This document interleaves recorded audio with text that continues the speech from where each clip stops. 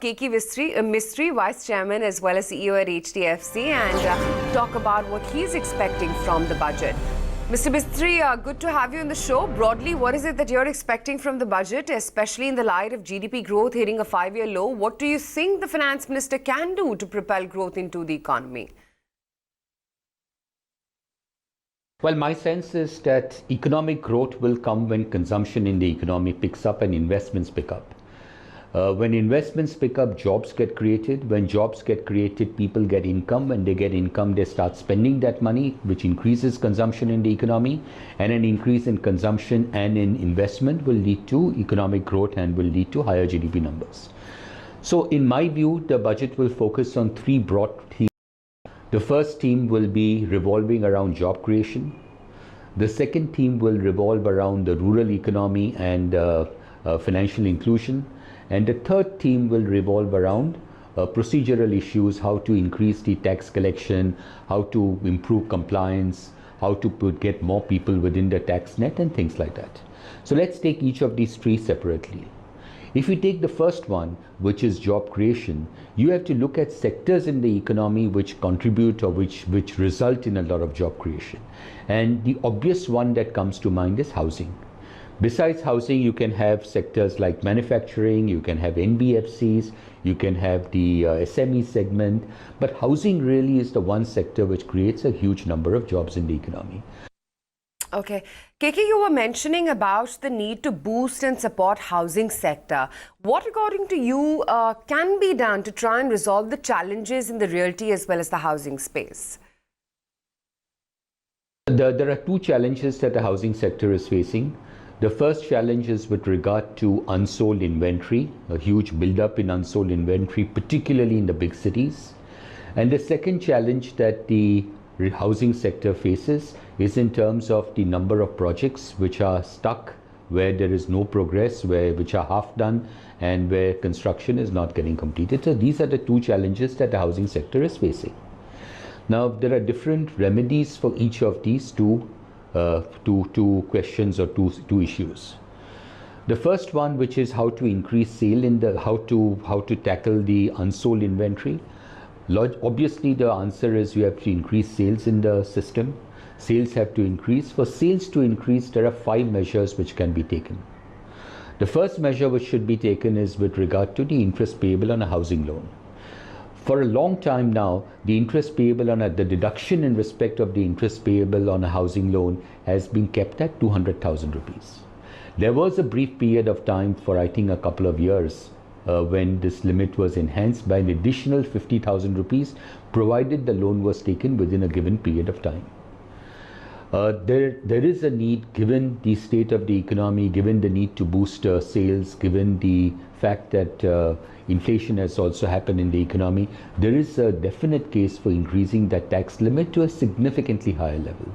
So if the interest deduction could be increased from say 200,000 rupees to say 300,000 rupees or 350,000 rupees, I think it would go a long way in increasing the demand for housing, increasing the sales in the economy, which automatically will mean that the existing supply gets used up. If the existing supply starts getting used up, then more and more construction will happen and more jobs will get created. We've extensively spoke about the NBFC sector. Various industry experts also suggest that the need for coordinated effort from Reserve Bank of India and government is required to liquidate regulatory issues for NBFC sector. On the part of FM, what can we expect to hear from this budget? Well, I'm not too sure that anything to do with that this is something which would be part of a budget. Other than the fact that the finance minister can make a mention about the NBFC crisis and that steps are being taken to tackle it. But to my mind, there are 2 things which need to be done, but not necessarily in the budget.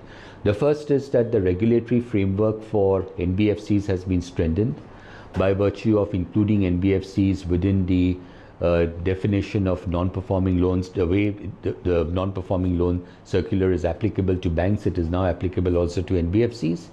And the other is the strengthening of the liquidity mechanism, the amount of liquidity that the NBFCs need to keep in the balance sheet. So now with a stronger regulatory environment, I think RBI needs to meet with the bankers and talk to them and tell them that the NBFC sector is much better, is very closely regulated today, and that they should therefore be more willing or more open to lending money to NBFCs. After all, NBFCs provide a very important role in the economy. They reach out to segments of the market where banks are not able to or are not willing to reach out to, and therefore NBFCs need to get encouraged. And the second thing which RBI could probably do is create a roadmap by which NBFCs over a period of time can get merged into banks or can convert themselves into banks. These are the two things that RBI can do. But it's not a budget issue. The budget can probably make a passing mention, but not really come out with any constructive solution. As far as liquidity is concerned, there is enough liquidity in the system. It's just that there is a tremendous amount of risk averseness, and this risk averseness is what needs to be tackled by RBI. So what could be done to address board risk awareness in the NBFC space? Any expectations on that front? Well, I think this risk averseness is a very important thing which needs to get addressed. It can't get addressed in the budget itself, but I think a slightly more lenient regulatory framework would help in removing the risk averseness which has set in.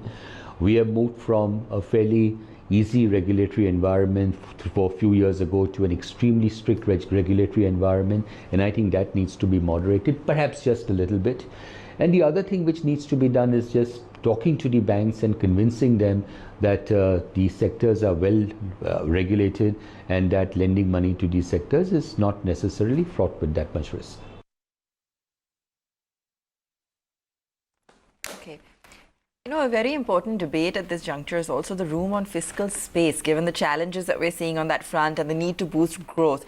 Do you think the government should choose to relax the fiscal deficit target for FY20? In my personal view, yes. Normally, I would have said that the fiscal deficit is a number which should not get breached, that whatever is a fiscal target, they must stick to it. But to my mind, given what needs to be done in the economy, given the need to propel economic growth, given the need for government to spend money on infrastructure so as again to create more jobs, I think it is important that that even if the fiscal deficit is breached by 10-20 basis points, to my mind, I don't think the markets will take that very negatively.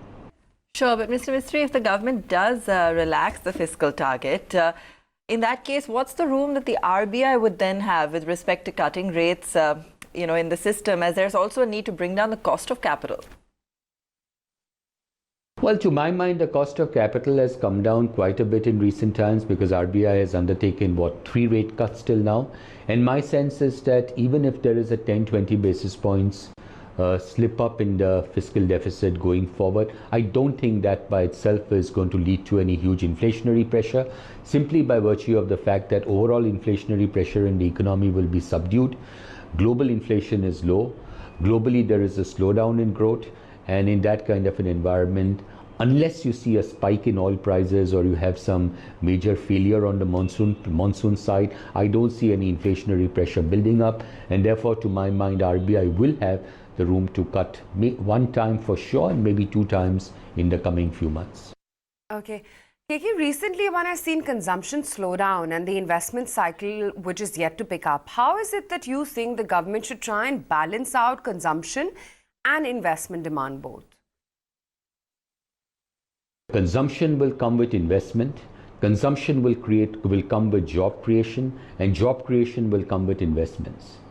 It's not the large companies necessarily which create jobs. Jobs really in the economy are created by the middle segment, the SME segment, and therefore the risk averseness which is there in the system needs to be taken away. Banks need to be encouraged to lend money to the SME segment, and the SME segment will automatically create jobs. There are investment opportunities which are there. SMEs, if they create jobs, those jobs will lead to income, and income will lead to consumption. So I think it's both have to go together. Both consumption and investments need to be picked up and need to increase in the economy. You were speaking about need for improving tax inclusion. What are your expectations on that front? Well, when I say tax inclusion, or financial inclusion, what I really meant is that the that, if you look at the weaker segments of the economy, if there are self-sustaining schemes that are available, like for example what microfinance companies provide. Microfinance companies provide funds to the weaker segments of the economy, by virtue of which they're able to start their own little businesses, through which they, which leads to sustenance. So I think that the microfinance sector probably was one sector which needs some encouragement in the economy, which will automatically lead to financial inclusion. Mr. Mistry, thanks so much for joining us this morning. Always good speaking with you, and interesting takeaway there that according to Mr. Mistry,